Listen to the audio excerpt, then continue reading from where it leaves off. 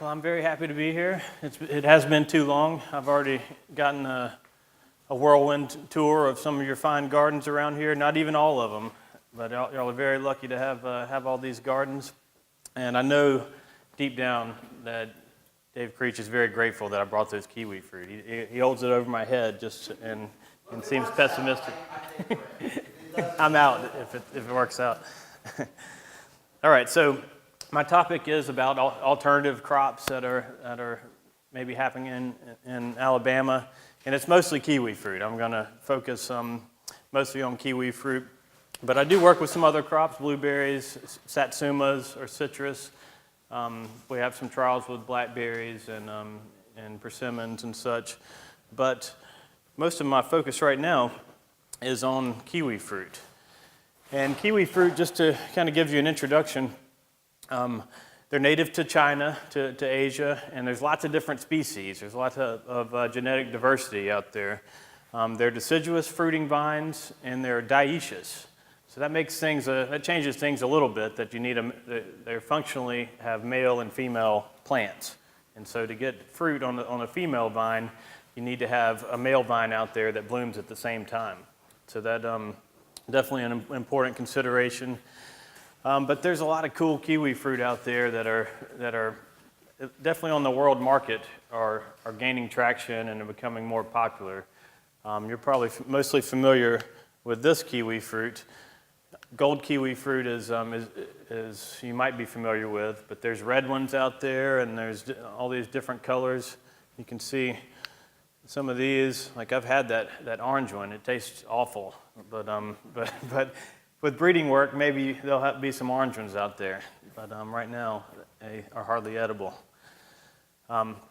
So the kiwi fruit that you're most familiar with is Actinidia deliciosa, and it's mainly one cultivar, Hayward, that dominates the world market, has for many years. They're good, they're sweet, they typically have some pubescence, or they always have pubescence on there. They're a little hairy on the peel. And actually, in the Gulf Coast region in the southeast, so kiwi fruit is a totally new crop for the southeast in general. California is the only place that grows kiwi fruit in the U.S. on a commercial scale. And so, but back in the early 80s, they did attempt to grow green kiwi fruit along the Gulf Coast region in Alabama all the way over to Charleston, South Carolina. And this nursery came in and sold a lot of green kiwi fruit plants. Hayward was the variety. But the chilling requirement for Hayward was not considered. And so Hayward has a chilling requirement that's quite high. And so planting along that region, they grew okay vegetatively, but they didn't produce hardly any flowers, and thus they didn't produce hardly any fruit. So it was really a failure, all these plantings.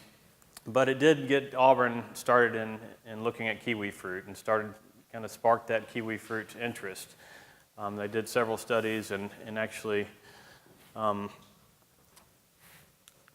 ended up finding this kiwi fruit growing in South Alabama. So Miss Fitzgerald, Gracie Fitzgerald, bought some Hayward fruit from the grocery store and then saved the seed and germinated them and ended up having a nice female vine and a male vine that bloomed at the same time to pollinate it. And so that one's named after her husband, A.U. Arthur. And so it's not necessarily better than Hayward. The fruit quality is good and it's comparable to Hayward, but it can grow in warmer regions that Hayward can't grow. And so this was doing quite well in South Alabama, in an area that gets maybe 500 hours of chilling on average, where Hayward requires upwards of 1,000 chilling hours. So this is one of them that Auburn has released. But we're mostly focused on Actinidia chinensis, the yellow or gold flesh kiwi fruit. And so these have the yellow or gold flesh. They're sweeter than the green kiwi fruit. How many of you have had a gold kiwi fruit before?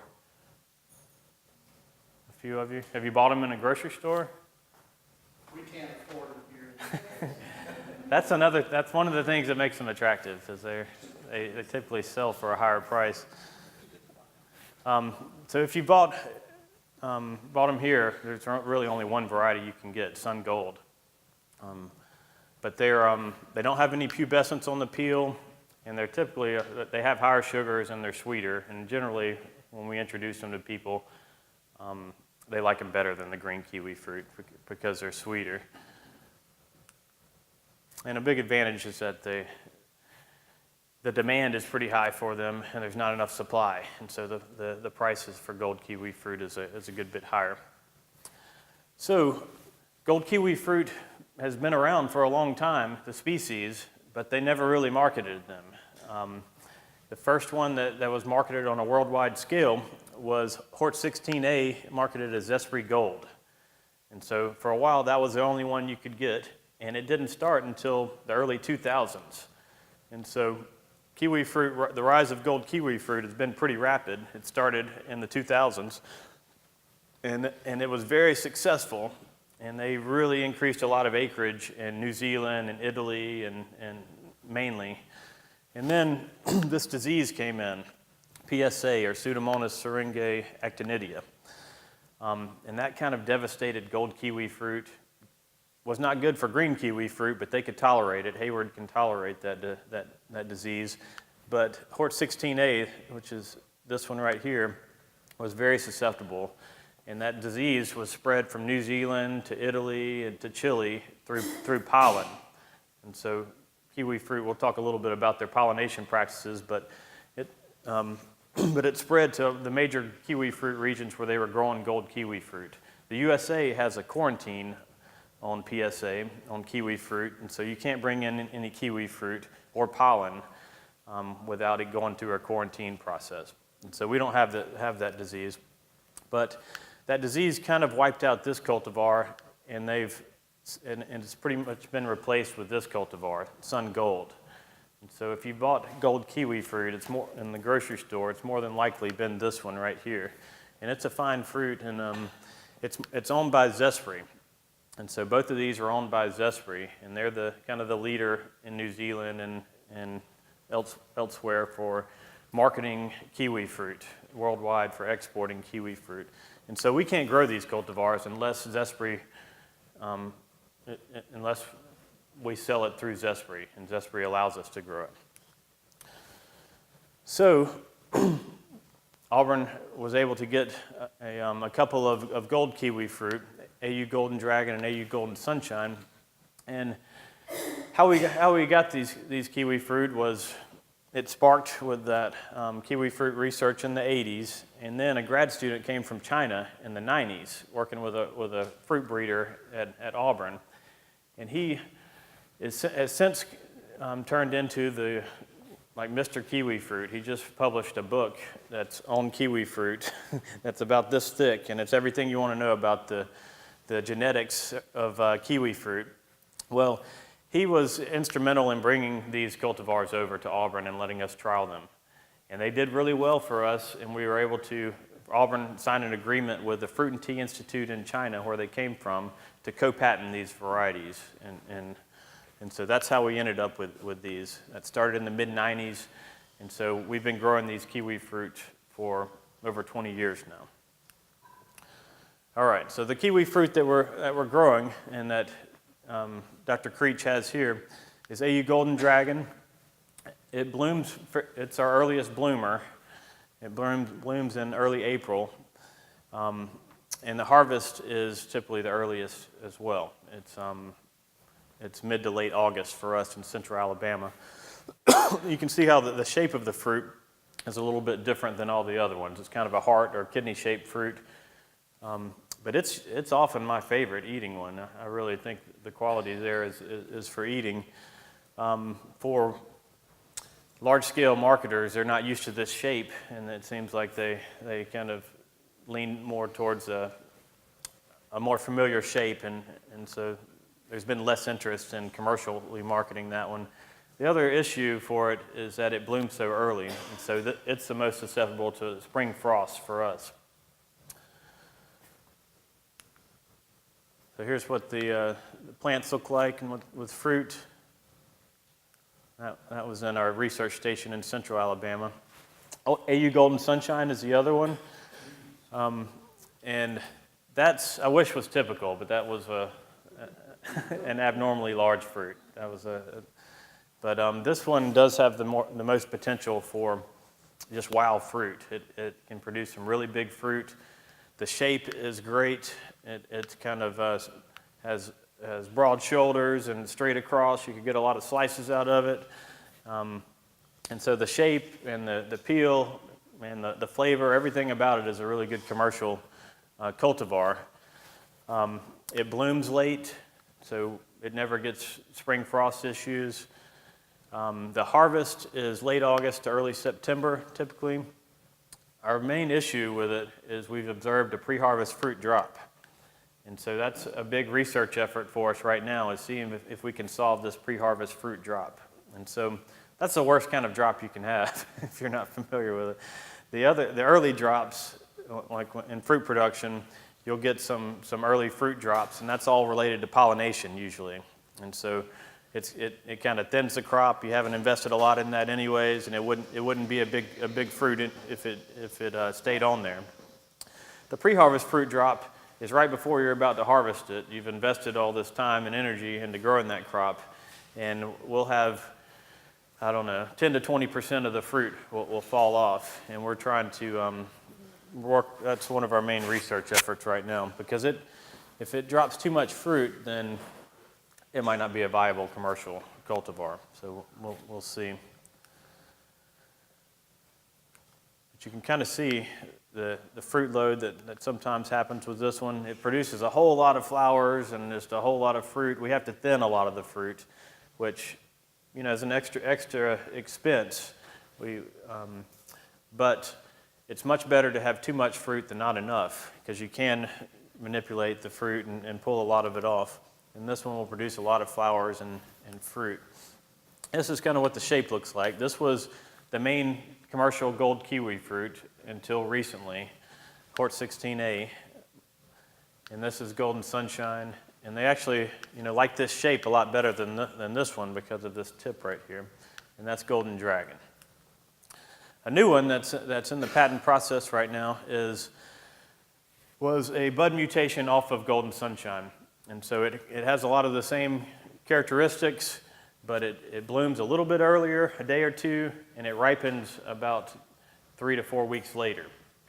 And the big thing with it is that it doesn't have that fruit drop. It never drops its fruit. And so this one, if Golden Sunshine, if we can't solve that fruit drop issue, this will probably be the favorite for being a commercial cultivar. That's what it looks like. All right, so when you're planting kiwi fruit, you have to have a male and female plant out there. And this is what the male plant looks like, and this is what the female flower looks like.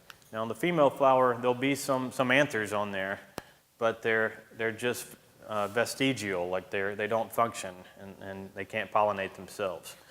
And so you have to have males interspersed with the females for production. And not only that, you have to have males that bloom at the exact same time, or the bloom overlaps with the females. And I'm not going to go over this whole thing with you, but and there's not hardly any tables in here. It's mostly pictures. But we spent a lot of time looking at the bloom period to come up with the proper males. And so AU Golden Dragon works well with this male right here. AU Golden Sunshine works okay with this male, but we're trying to find another male that will bloom a little bit earlier than it. And so this is the male AU Golden Tiger for both of these cultivars, and this is the male for both of these cultivars. So this is what CK3 or Meteor looks like. It's a great male for Golden Dragon that always overlaps on the bloom, it seems like. It produces a whole lot of flowers. That's a big plus for Golden Dragon, as this male works great with it. This is AU Tiger. It's actually a pretty ornamental vine. It has really nice orange flowers. There's no other kiwi fruit plants that we have that have orange flowers at all. And so it really is striking. It's easy to tell whether you have tiger out there. And it's a pretty good male. For some seasons, when we measured bloom overlap, it coincided perfectly with Golden Sunshine. But like this past season, it was a little bit late, and so we're still looking for other male plants that'll catch the early period of that bloom. All right, so all this kiwi fruit research that started way back when has sort of led to an industry that's developing in Alabama called the Southeast Kiwi Farming Cooperative. And as far as we know, it's the only commercial gold kiwi fruit orchard this side of California. And so we can say we're the largest one. But I think it might be the largest one. I'm not sure if there's any bigger ones in California, to be honest, because they have struggled to grow gold kiwi fruit. But there's really only one farm. There's a few people that have some backyard plantings, but no commercial production. But there's one farm that has 180 acres, which is a pretty large investment for kiwi fruit. And so they're using this pergola training system and focusing on growing AU Golden Sunshine and eventually AU Gulf Coast Gold. And so it was established really in 2013, but I think their first plants went in 2014. And so you can see some of the these are climbing vines, and so you have to support these vines, and they can have huge fruit loads. And so they have to be pretty heavy-duty trellis systems to hold all that fruit up there. So this was around the initial planting. They're using this auger to plant all the holes. They were using green seedling rootstocks, great root systems, planting those in the ground, and then letting those rootstocks grow out for around a year, and then grafting the cultivars of choice on that green rootstock. And so they went in with a pretty voracious root system ready to go and grow pretty vigorously once they grafted them. That's just showing some of the irrigation system.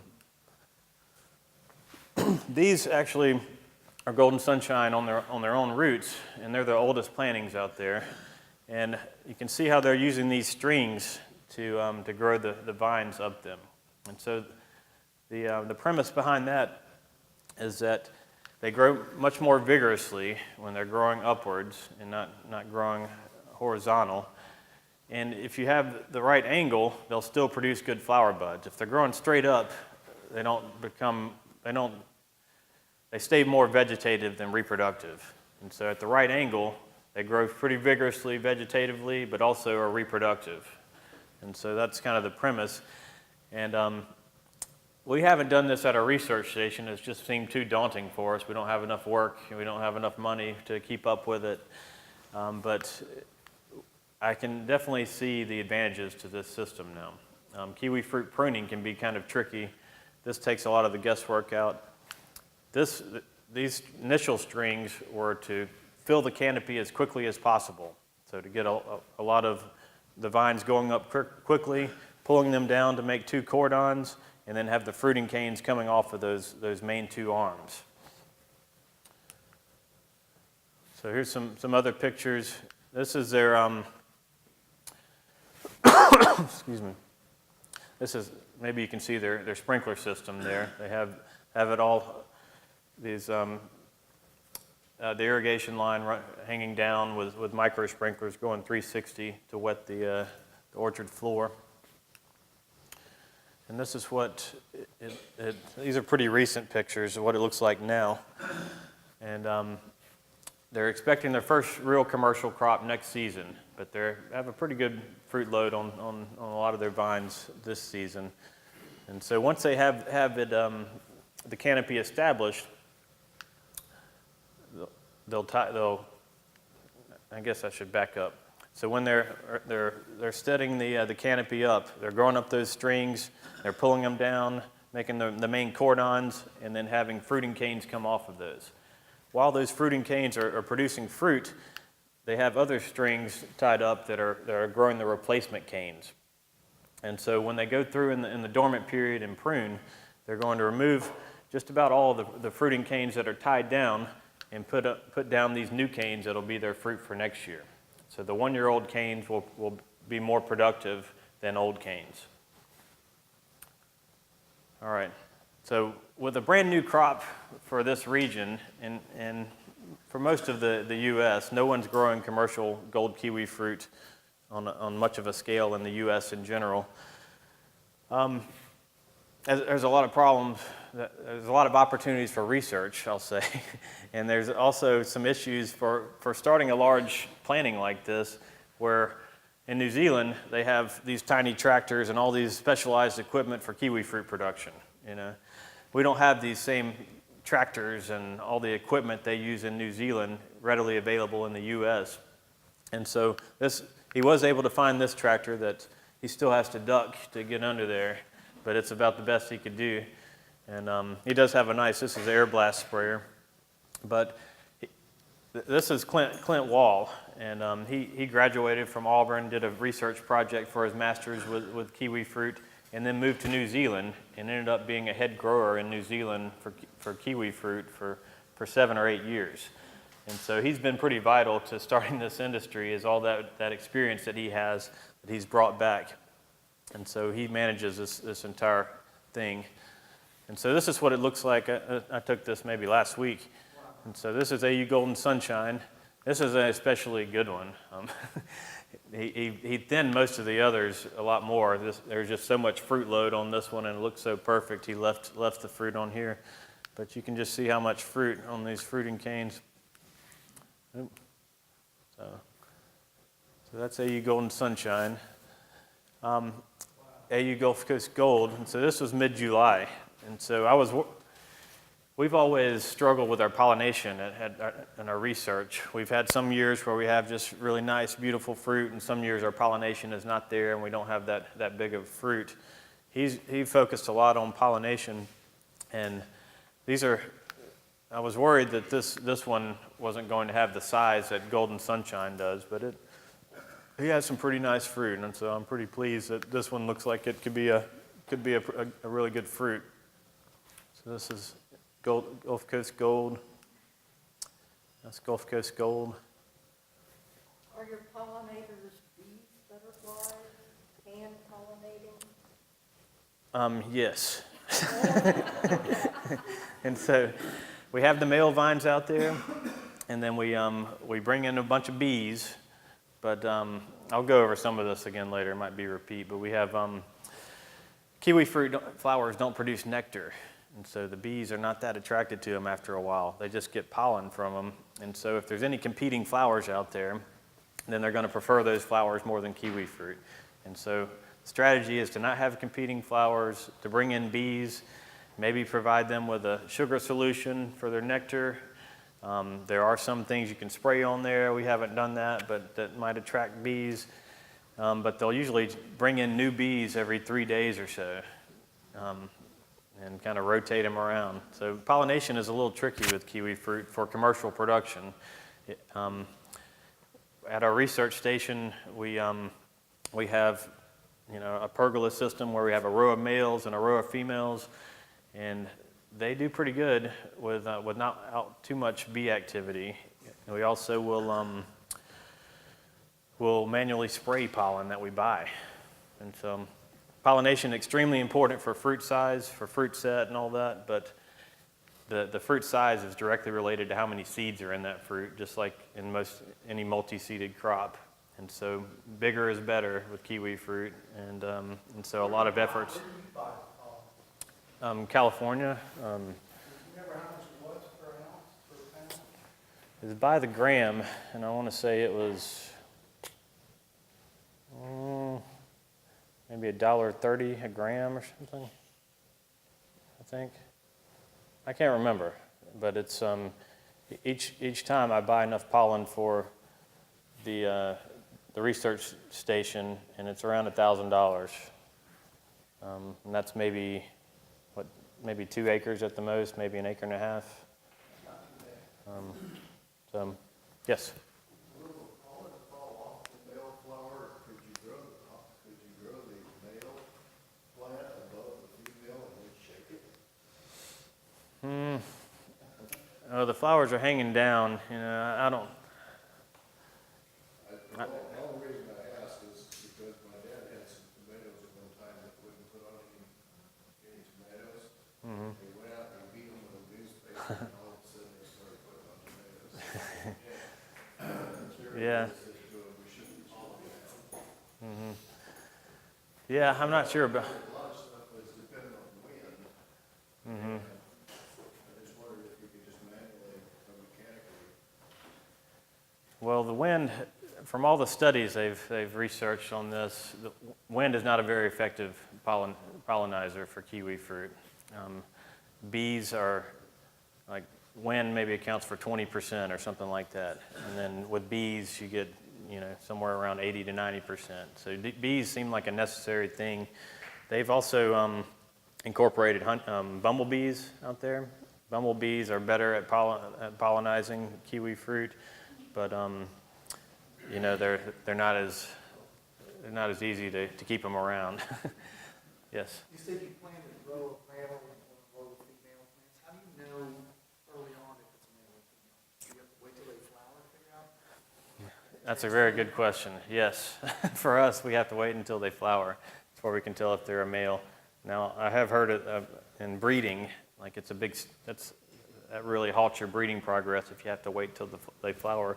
They do have a molecular marker that they can see if it's a male and female now, not in the breeding process. But yes, we have to wait until they flower. What's the distance between the male and the female plant? Well, it varies, and with kiwi fruit, there's all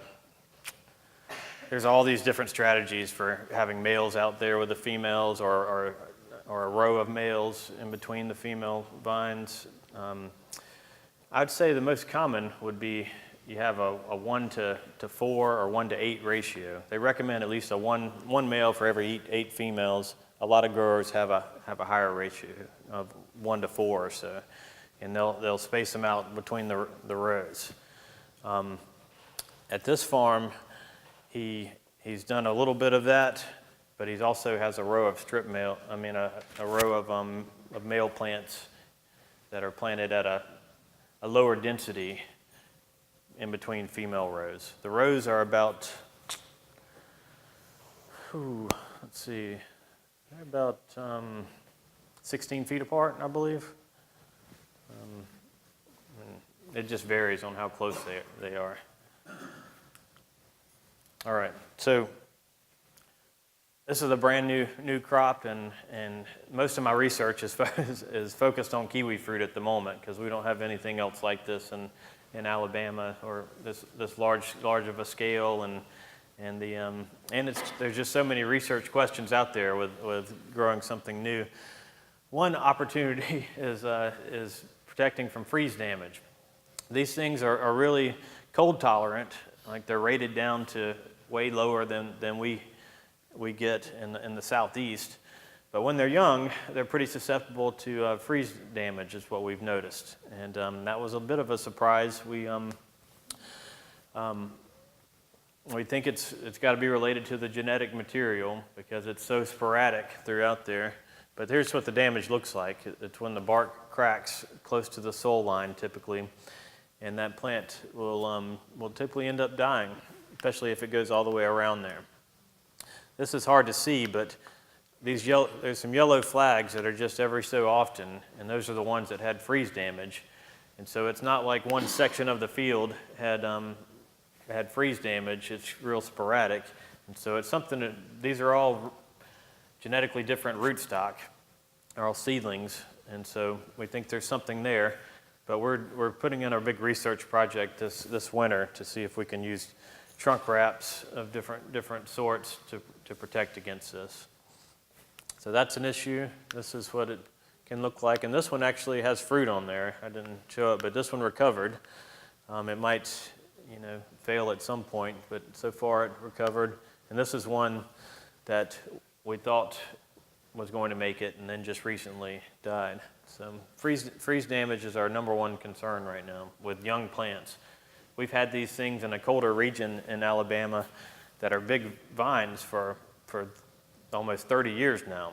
So once they get some size to them, we never see any freeze damage on that trunk. But when they're young, they seem to be real susceptible to cold damage. it has a lot to do with the preceding temperatures. We've had some crazy winters where it's gotten really warm and then hot and then cold again. So when I'll put this research in this winter, we probably won't get any cold damage at all, and then which would be a blessing for them, but it would hurt the research. Okay, so pollination, we've talked about this some. Pollination extremely important. So there are lots of different strategies out there to increase pollination success, and a lot of money is spent on pollinating kiwi fruit for commercial markets because it's so important. The fruit size is directly related to seed number, and so the more successful pollination, the bigger and better that fruit's going to be. And so here's some of the recommendations is to have like a 1:8 or so ratio, and I already said that they lack nectar, and so that's an issue with moving bees around there, but you need insects and bees out there for pollination. And so having good male vine ratio. And then also spraying pollen. So this particular planting is planning on having a male orchard somewhere where they can collect all the buds, the flower buds before they open. And it's called the popcorn stage, when you can just see the flowers starting to open. That's when they would hand harvest all these flowers and then run them through a mill. It'll grind them up and then end up separating out all the pollen from all the other flower parts. And then that's what you would manually spray on your plants. There's lots of different ways to spray them on there. This is what we use at our research station. Not the most effective way to put it out there. We still struggle with it. This is pretty much a modified leaf blower where we have a carrier in with this pollen, and we're putting it out, spraying it underneath the vines. This is what they might use commercially.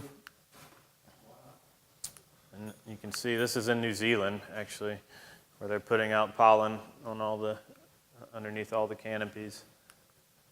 There are some wet applications called Pollinade. I don't think it's that prevalent anymore, but it's a good way to get it out there. It forms a suspension where the pollen is separated, and we had used it at the research station, and it worked pretty good before we couldn't get pollen out of New Zealand anymore.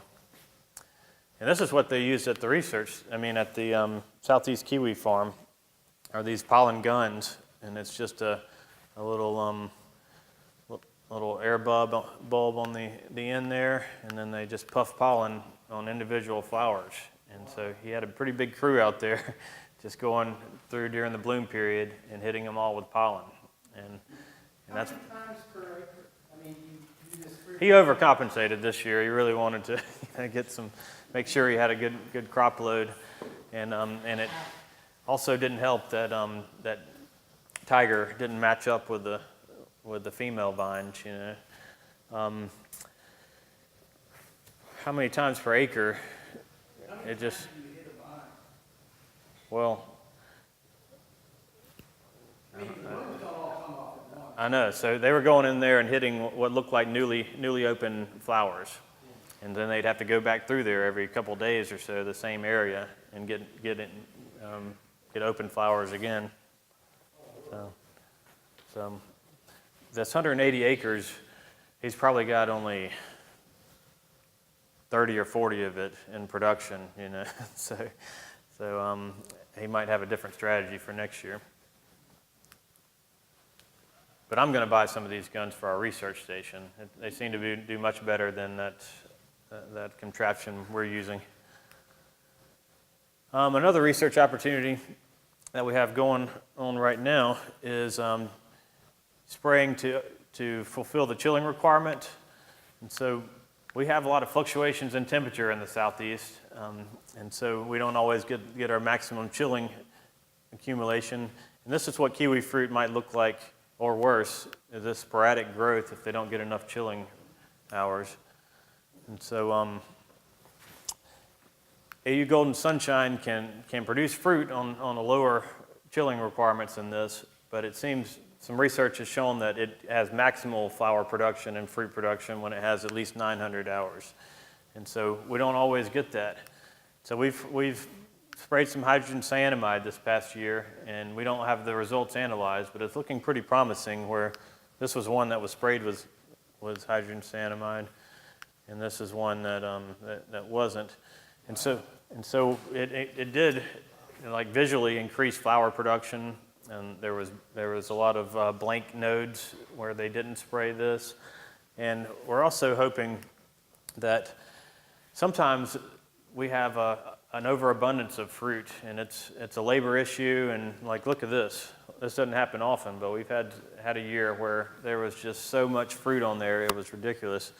Well, if we spray this and it concentrates the bloom, and we get mainly king flowers and not all the lateral fruit and flowers like this, that would be a big plus. And it's looking like we might have less laterals with that spray than without it.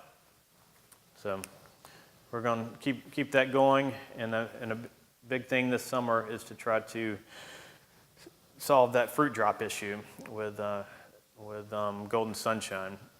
And so, as I mentioned, this is a great fruit. Everything's great about it, pretty much, except for this pre-harvest fruit drop, and that's a big deal with it. So they've trialed these in California, and there was a big fruit drop in the high light intensity and dry air in California, and so they've probably already scrapped it or are not very interested in this in California. But our fruit drop has never been that severe here, but still, it's a big issue. And so we're using a lot of plant growth regulators that they use in apples. Fruit drop is an issue for apples, and so we're applying all those to see how they'll work on kiwi fruit. And we've just started this.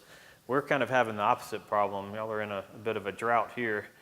We're trying to, these things we spray, we have to have it where it doesn't rain for like a day when we can put it out there, and we can't find a window to spray. We've been getting rain like every day. So we're not sure about this. I'm skeptical, but Clint seems to think that these skinny stalks right here might be related to the fruit drop. I don't know. They seem to be more related to fruit size, and I've seen fruit drop on the big ones and the small ones. But we're keeping an eye on these peduncle sizes to see if that's related. Pest damage, the brown marmorated stink bug. We've seen very few, if any, insect damage at our research station on these small plantings. We've seen some white peach scale sometimes on the fruit, but we've never seen these stink bugs, and they are a real issue for Clint, because with a new crop like this, there's not a lot labeled for them, and so what they've been doing is putting out a lot of different ways to trap them and sample for them. And these are stink bug traps. They put them up there, here. They've grown a lot of trap crops. They're seeing some success with the trap crops. So they grow sunflowers and sorghum and a bean of some. So this is a bean. So that attracts the stink bug to that crop. And they spray those crops. That's right. And then they spray that crop? They do. Mm-hmm.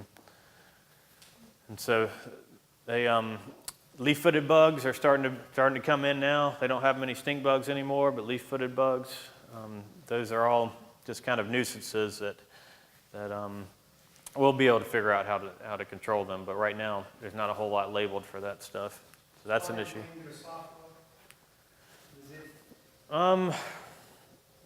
No. I don't know if they're ever an issue on kiwi fruit with that thick skin. I haven't heard of them ever being an issue, but we definitely haven't seen them in our research. Okay, so since I said alternative crops, I'm going to touch just a little bit on some of the other ones. We do grow a lot of some citrus in the Gulf Coast region in Alabama. Now, mainly satsumas. Y'all familiar with satsumas? Well, satsumas have a long history of production in the southeast, and particularly in Alabama. And they're the most cold hardy when they're on trifoliate orange. They're the most cold hardy citrus, commercial citrus. And so this is a postcard from the early 1900s from Mobile, Alabama. And the first planting was, in 1898. And then between this 1908 and 1911, 1 million satsuma trees were imported from Japan. And so in the 1920s, there was, just in 2 counties, there were over 20,000 acres in Alabama. And we don't have 20,000 acres in any one fruit crop in Alabama right now. So it was a big deal. This was the Satsuma belt that came on over into Texas. Texas got out of it a little before Alabama did, and most of the rest of this area. I believe it was early 1911 or 19 teens or something when Texas got hit by a big freeze and kind of got out of the citrus industry. But this is what happened. It was a whole lot of severe weather. The 1920s was awesome for the most part for Satsuma production. And the 1930s was a depression, plus they'd have a good year and then a severe freeze, and then a good year and then a severe freeze, and finally all those trees kind of died out by 1940.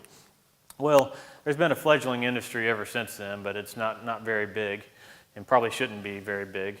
But our main issue is still freeze protection. Back then, the main way they would protect them was soil banking, and that was the only thing that was actually effective. They tried a lot of other things, but soil banking did actually work. That's used some, but not much now. They used a lot of these back then. Not terribly effective, not cost effective. Some people will plant them under pine trees where they're a little bit warmer during freezes, but they lose production when it's not a freeze, like it's not as productive as in full sun. But it is actually warmer under those pine trees during a freeze.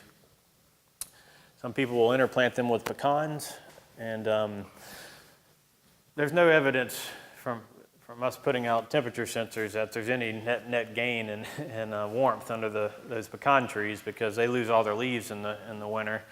But some farmers still believe in it, and a side effect of that is there's a lot of aphids and such that feed on these pecans, and it all falls down.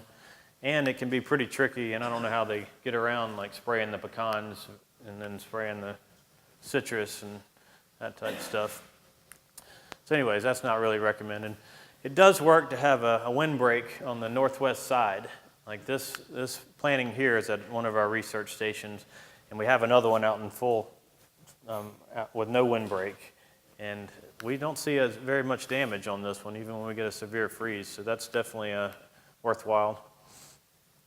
And then a lot of our growers, if they're not in the two counties in South Alabama, they probably need to protect them with a structure. And so this is a pretty good idea where he's got them too long, but it's a pretty inexpensive way to protect them where he uses rebar, gets that into the ground, and then has PVC pipe over the other rebar. And then he just covers it with plastic, milky white plastic, before the first fall freeze. He also uses these black barrels full of water that might absorb some heat, but he can also bring in heaters if he needs to, propane heaters. This is what the industry in the South Alabama uses as micro sprinklers, and it's usually micro sprinklers or sprinklers are used for protection against spring frost, and it works great for that usually. When there's a lot of wind associated with a freeze, then it's hard to protect with this. You can compensate with enough water if you have enough water, but it's real tricky with these cold fronts. And so sometimes it works, but it's not always. There's really no way to protect them in some of our winter freezes, but that's the most recommended way to protect them. So anyways, one thing we're doing at Auburn is we have a clean plant program. Are y'all familiar with citrus greening? Have y'all heard of citrus greening? Well, we discovered citrus greening in Alabama a year ago, in June of 2017, and so our industry is in real flux right now on what we're going to do and such. But we do participate with this. Y'all have a clean plant program in Texas, and so we have just a greenhouse where we have a bunch of foundation plants where we we check all these plants every year to make sure they're disease-free, and we can provide sources of budwood for nurserymen. It's mainly satsumas, but we have Meyer lemon and kumquat, and we just added a bunch of other ones. We also have seedless kishu. I'm still pretty big on seedless kishu. Any of y'all ever heard of that one? It seems to be fairly cold tolerant. Like we've had it in South Alabama at our research station where we'd grow satsumas, and it held up pretty good. It's a bear to pick. I mean, this is one of them, and that's on a dwarfing rootstock. But they're like other satsumas and citrus where you have to clip them off or the peel will rip off. So it takes a long time to pick them. But you can pop the whole thing. You can peel it in one swoop and pop the whole thing in your mouth, and it's just sweet. You know, it's real good. Totally seedless. You don't see it commercially because the peel is so loose on there that when you're during packing and handling, that peel can get bruised really easily, and so they don't last as long. They like a tight peel for citrus, so they'll last longer post-harvest. And so that's why you don't see them. But I think for a niche crop or a local crop, if you can grow them, people usually like that better. They call them baby satsumas. Are they pretty comparable in cold hardness usually? Is that what you would Well, satsuma? I haven't seen any research on that, but we had them planted with satsumas, and they seemed comparable to me.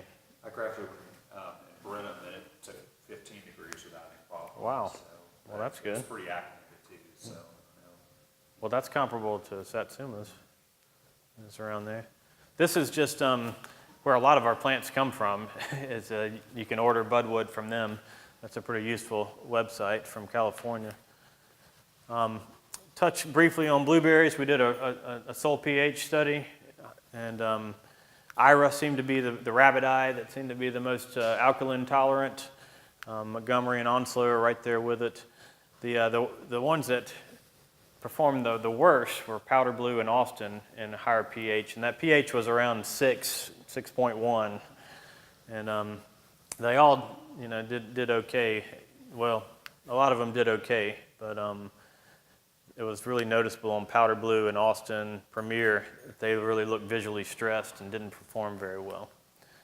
I'm not going to harp on this too much, but I do think you can use pecan shells as mulch for blueberries.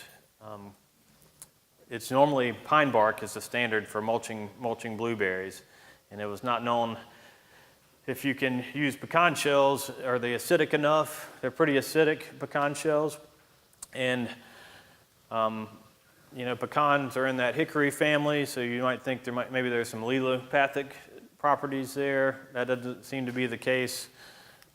We've done a couple years of research on this and a couple of different types of studies and shown blueberry roots growing in straight pecan shells and growing pretty well.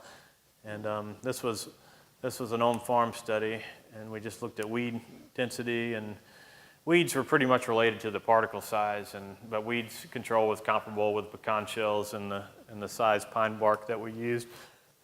And then we looked at plant size, the controls where they had a lot of weeds grew, were the smallest plants, but the others were pretty much comparable. So if this stuff worked miracles, we wouldn't have enough supply, But right now, at least in Alabama, our pecan shellers will love people to come and get all the shells off of their property. Like, it's all free right now. And so pine bark has gotten pretty expensive. And so like this local grower didn't mulch at all because pine bark was so expensive. Well, now he's pretty happy about using pecan shells because he can get them for free, just paying for shipping. When I came here 8 years ago, I think I was harvesting sparkleberries, Vaccinium arboreum fruit. We were doing a research project for using this tree-like blueberry species as a rootstock for cultivated blueberries. They're still kind of carrying that project in Florida, and we still have some grafted southern highbush plants at our research station, but I'm not really actively researching that anymore.